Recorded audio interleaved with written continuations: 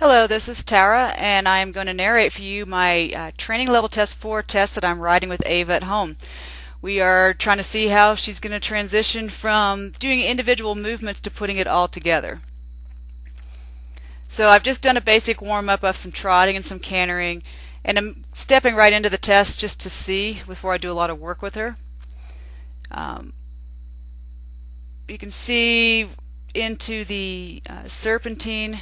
Bending to the left is easier for her. Bending to the right, she doesn't want to flex to the right jaw or put her haunches in a little bit, so that's something we work on. And I'm also working on trying to keep her pole the highest point. She does want to keep it a little low and be a little out behind. But she picked up the canter when I asked her for it, so I'm pretty happy with that submission. Let's see how she comes around the corner, how far out behind. She's a little more out behind than of course I want her to be, but this is a training level test, and so she's listening to my half halts and she's not running off, so I'm very happy with this. Going to come around the corner and see how our transition from canter to trot is. And she picks that up. She does lose her balance, her head comes up a little bit, but it was prompt on the spot. Then our walk transition happened when I asked. She's a little tense in her back right now, so I'm waiting to see how she's going to go with the free walk. The medium walk is a little tight. Going across the diagonal, she's not stretching out, and she can stretch out very well. So I think this is just indicates we're going to need a little more warm-up when we ride our test. And I just need to go ahead and give the reins down because it is a free walk. But she does stretch out as we go. Now I'm picking her back up again, slowly, because I don't want her to pop her head up, but sometimes she does have a little bit of a discussion about whether she needs to flex the pole again after we've been loose. Asking for the trot, that's popped her head under neck a little bit. Going for the bend, she didn't really, she's bending for me, but you know, it's a little negotiable.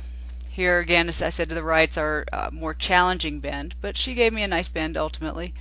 And then come back to the left. She likes to do that because she also likes to fall in on that left shoulder, so it works out well. Again, what I'm looking for here more is promptness and submission of the aids of doing what I ask when I ask. Obviously, all of the gaits are going to need their improvement.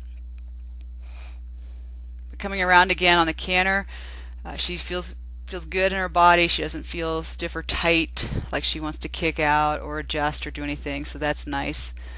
And she was very willing and went when I asked her.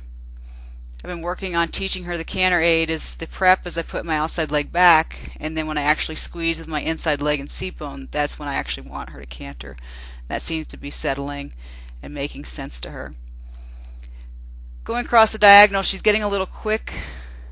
She's already getting the idea about lengthenings, so I'm actually having to half halt and hold her back a little bit and say, no, we just want to trot across.